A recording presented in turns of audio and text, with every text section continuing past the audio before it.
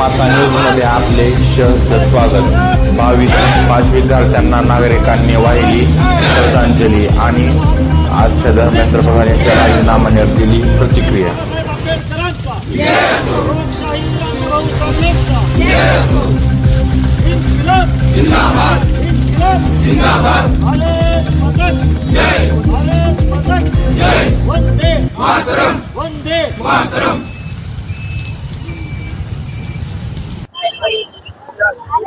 जंतर मंतर या ठिकाणी जे काय मागील 25 दिवसापासून आंदोलन सुरू होतं, खरं तर हे आंदोलन जेनजीचं आंदोलन होतं। म्हणजे आपल्या देशातील युवा तरुण पिढीचं हे आंदोलन होतं।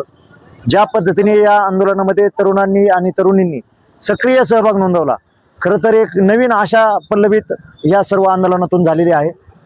आज आपण सहज म्हणत होतो की आजची तरुण पिढी ही मोबाईलमध्ये व्यस्त असते, भरकटलेली आहे, व्यसनाधीन झालेली आहे। परंतु ह्या आंदोलनाने दाखवून दिलेलं आहे की आजच्या तरुणामध्ये तोच जोश, तोच जज्बा आहे जो भगतसिंग सुखदेव राजगुरूमध्ये स्वातंत्र्याच्या लढाईमध्ये आपल्याला पाहायला मिळाला। म्हणजे भगतसिंग सुखदेव राजगुरू यांचं जे बलिदान आहे ते आज वायाला गेलं नाही, असं आपल्याला या आंदोलनातून आपल्याला स्पष्टपणे म्हणता येऊ शकतं। आज शिक्षण मंत्र्याचा राजीनामा घेणं हे या आंदोलनाचं सर्वात मोठं यश आहे। आणि हे जे यश आपल्याला मिळालं, हे यश बाबासाहेबांच्या संविधानामुळं आणि लोकशाही मार्गाने, गांधींच्या अहिंसेच्या मार्गाने आपण आंदोलन करून आज हे यश मिळू शकतो। हे ह्या तरुण पिढीने जगाला एक नवा आदर्श दाखवून दिलेला आहे। अनेक ठिकाणी आक्रमक आंदोलनं होतात, परंतु त्यातून निष्पन्न काहीच होत नाही। गुन्हे दाखल होतात, तरुणांचं आयुष्य उद्ध्वस्त होतं। या आंदोलनामध्ये कुठंही चुकीच्या गोष्टी घडल्या नाहीत। ज्या घडल्या आणि ज्या दाखवल्या गेल्या याच्यामध्ये अनेक तफावत आहे, हे आम्ही स्वतः त्या ठिकाणी प्रत्यक्षदर्शी असल्यामुळे आम्हाला पाहायला मिळाल्या। ज्या वेळेस लाठीचार्ज झाला, लाठीचार्ज झाल्यानंतर मंदिरं बंद झाले, परंतु मस्जिद आणि गुरुद्वारे उघडले आणि तिथं हजारो आपल्या आंदोलकांना त्या ठिकाणी राहण्याची आणि तिथं जेवणाची सोय झाली। हे चित्र या आपल्या देशामध्ये फार सुख देणारं हे चित्र आम्हाला त्या ठिकाणी पाहायला मिळालं।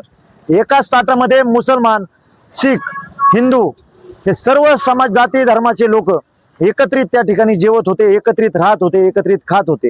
हे जे काही चित्र आम्हाला पाहायला मिळालं, हे उद्याच्या तरुण भारताचं भविष्य हे उज्ज्वल आहे हे दाखवणारं हे सगळं चित्र होतं।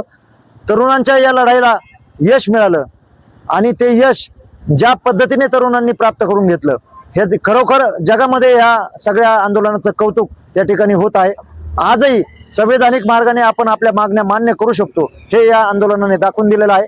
धर्मेंद्र प्रधान यांचा राजीनामा हे आज जरी झालेला असला तरी इथली शिक्षण व्यवस्था, इथली समाज व्यवस्था, इथली न्याय व्यवस्था या सर्वांना समाज कंटाळलेला आहे।